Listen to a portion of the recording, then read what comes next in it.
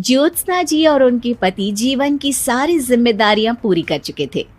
पैसे की कोई कमी नहीं थी, तो घूमना फिरना भी लगा रहता था। अरे बेटी के घर जाकर तो मजा ही आ गया, लेकिन विदेश से अच्छा तो देश ही लगता है। अब मन को चैन मिला। अरे लेकिन वहां की औरतें देखिए, कितनी फिट, स्मार्ट और चमकती हुई। आदत से तो बाज नहीं आओगे आप। अरे मजाक कर रहा हूँ यार। अच्छा मैं जरा बाजार होकर आता हूँ। पति बाजार जाता है, जहां उसे एक अजीब सी दुकान दिखाई देती है। अरे ये क्या बात हुई? अंदर आओ 50 के, बाहर निकलो 40 के। हम आपकी 10 साल उम्र कम करते हैं। अरे ऐसा क्या करते हैं भला? जरा अंदर जाकर ही देख लेता हूँ। अंदर एक सुंदर सी लड़की खड़ी होती है। सुंदरी जी, ये क्या दुकान है? जरा जादू हम पर भी तो चला दीजिए। यस सर, आपको हमारी एग्जीक्यूटिव एक डेमो के लिए अंदर ले जाएगी। आप अंदर जाएंगी तो आप खुद ब खुद समझ जाएंगी। पति अंदर जाता है, जहां सेल्स गर्ल मिलकर पति को नकली बाल, नकली दांत, रंग बिरंगी कपड़े के साथ रंगीन चश्मा लगा देती है। देखिए, अब खुद को शीशे पे देखिए और बताइए सर। हाय दयो, ऐसे तो मैं किसी हीरो से कम नहीं लग रहा। दे दो, सारा सामान पैक कर दो। पति खुशी खुशी वहां से निकल जाता है। घर आकर वो सारा सामान छुपा देता है। फिर अगली शाम, सुनो मैं वॉक पर जा रहा हूँ। इस वक्त? अरे नाती पोतों को वीडियो कॉल करके बात तो कर लो। अब हाँ, आकर करता हूँ ना, पक्का पक्का। पति बाहर जाकर सारा मेकअप करता है और मार्केट में घूमता है, जहां उसे एक स्मार्ट सी महिला दिखती है। क्या आपको मुझसे कोई काम है? नहीं नहीं, आप तो बहुत हैंडसम है। थैंक्स। वैसे आप भी कम नहीं है। वैसे क्या उम्र होगी आपकी? लगता कितने का हूँ? 40 के तो पूरे लगते हैं। अब क्या था, 50 साल के पति को कोई 40 का बोल दी तो। वैसे तो कम का हूँ, लेकिन टेंशन के कारण थोड़ा उम्र में बड़ा देखने लगा हूँ। ओह सच्ची? आप 40 के पूरे नहीं हो? अरे छोड़िए ना, चलिए मैं आपको कॉफी पिलाता हूँ। यहाँ की कॉफी काफी शानदार होती है।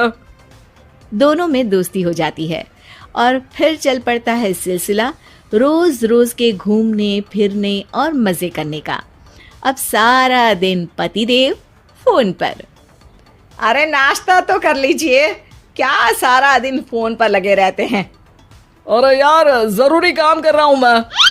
रिटायर हो, पेंशन मिलती है, कोई काम नहीं है, फिर कौन सा जरूरी काम आन पड़ा आजकल? अरे एक प्रोजेक्ट के सोशल नेटवर्किंग का काम है, उसी पर काम कर रहा हूँ। ठीक है, चलो अब नाश्ता कर लो, देर हो रही है। पति अपना नकली सारा सामान बिस्तर के पास छुपा कर सोता, सुबह चुपके से पहनकर बाहर जाता और घर आने पर उतार देता। एक दिन पड़ोसन कहती है, अरे ज्योत्सना बहन, तुम लोगों के घर कोई हैंडसम सा आदमी रहने आया है क्या? अरे कहाँ यार, मैं और ये दो ही तो लोग हैं घर में। हैंडसम सी शक्ल देखे तो मुझे भी जमाना हो गया है। अरे पता नहीं, वो जाता तो तुम्हारे ही घर में है, क्या पता कौन होगा। अरे तुम्हारी उम्र हो रही है ना, और भाई साहब को भी गए 5 साल हो गए, शायद इसीलिए अब सारे हैंडसम नजर आ रहे होंगे। पड़ोसन भी ज्योत्सना की बात पर मुस्कुराकर वहां से चली जाती है। एक दिन, अरे सुनो जी, बहू बेटा और पोता आ रहे हैं, कुछ दिनों के लिए वो हमारे साथ ही रहेंगे। अरे शिट यार, ये क्या है? बेटे ने तो कर ली शादी, अब क्या करने आ रहा है यहाँ पर? अरे कैसी बात कर रहे हो जी, इस उम्र में तो माता पिता तरसते हैं कि बच्चे आकर साथ रहे, लेकिन आप है कि। अरे ठीक है ना, लेकिन अब देखो सभी व्यस्त हैं अपनी जिंदगी में, ये लोग आएंगे रहेंगे, कितनी डिस्टर्ब हो जाएगी लाइफ। कैसी बात कर रहे हो? अरे जैसे बहुत हैपनिंग है ना तुम्हारी लाइफ, तो जो बच्चों के आने से डिस्टर्ब हो जाएगी। अरे दिन काटने मुश्किल होते हैं, बच्चे आ जाएंगे तो थोड़ा दिन रात पता तो चलेगा। ओफो, ठीक है, लेकिन बोल देना कि ना कोई मेरे कमरे में आए, ना मेरी लाइफ पे दखल दे कि मैं कहाँ जा रहा हूँ, क्या कर रहा हूँ, समझी? खैर, वो दिन भी आ जाता है जब बहू, बेटा और पोता उन लोगों के घर आते हैं। एक दिन, माँ जी, आज मेड नहीं आई है तो मैं आप लोगों के कमरे में झाड़ू लगा देती हूँ। अरे नहीं बहू, वो तेरे पापा को ना पसंद नहीं है कि कोई उनके कमरे में जाए। तू छोड़ ना, मैं खुद ही लगा दूंगी। सास को समझ में नहीं आता कि आखिर उसके पति ने किसी को कमरे में जाने से मना क्यों कर रखा है। खैर, वो साफ सफाई करके बाहर निकल आती है, लेकिन कहते हैं ना, बच्चा तो अबोध होता है, उसे किसी बात का क्या पता। वो खेलते खेलते दादा के बिस्तर तक पहुंच जाता है और बाहर ले आता है दादा का वो सारा सामान जो वो लगाकर घूमते थे। ज्योत्सना की नजर उस सामान पर पड़ती है। वो बच्चे से पकड़कर कमरे में लाती है और पैकेट खोलकर देखती है। हाय रे दैया, ये क्या लग रहा है कि आजकल ये प्रोजेक्ट नया मिला हुआ है। बेटे बहू के जाने के बाद ज्योत्सना सोचती है कि वो बात करेगी, लेकिन फिर अरे खुद से बात करूंगी तो मुकर जाएंगे। पता लगाना होगा कि माजरा क्या है। कुछ दिनों बाद, अरे यार, ये बच्चे लोगों के आने से लाइफ ना बड़ी डिस्टर्ब सी रही। मैं कुछ देर के लिए वॉक पर जा रहा हूँ, आराम से आऊँगा 2-4 घंटों के बाद, ठीक है?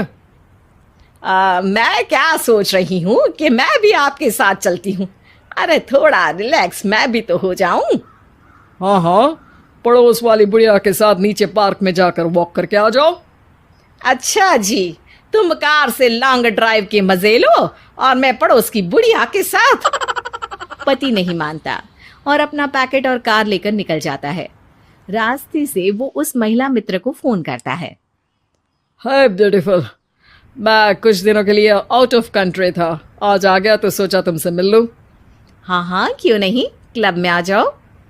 पति क्लब में पहुंचता है, सारा नकली सामान चिपका भी लेता है, लेकिन उसे पता नहीं होता कि ज्योत्सना ने सबका गोंद निकाल दिया है। ओ बेबी, मैंने आपको बहुत मिस किया। मैंने भी। लेकिन वो जैसे ही हंसता है, उसके नकली बाल गिरकर हाथ में आ जाते हैं, जिससे उसका सर गंजा दिखता है। ओ ये क्या! तभी उसका दांत भी हाथ में आ जाता है और ज्योत्सना के पति का सारा बुढ़ापा उसकी दोस्त के सामने आ जाता है। हे भगवान, अंकल जी, कौन है आप? कैसी बात कर रही हो अंकल? मैं तो तुम्हारा दोस्त हूँ। अरे पर हो तो अंकल ही ना। नकली दांत, नकली बाल और क्या क्या नकली है। पति को गुस्सा आ जाता है। वो महिला के बाल पकड़कर खींचता है, जिसके बाद उसका बाल भी उसके हाथ में आ जाता है और महिला के सारे पके बाल सामने आ जाते हैं। ओह, तो तुम भी उसी दुकान से हो? जाओ 50 की निकलो 40 के। हाँ, बढ़िया आई मुझे अंकल कहने वाली। लेकिन ये समझ में नहीं आ रहा कि मेरे बाल और दांत बाहर कैसे आ गए। तभी वहां ज्योत्सना आ जाती है। जी, मेरी वजह से। चलिए इन आंटी जी को नमस्ते कहिए, फिर घर चलते हैं और वहां मैं बनाऊंगी आपको 40 का।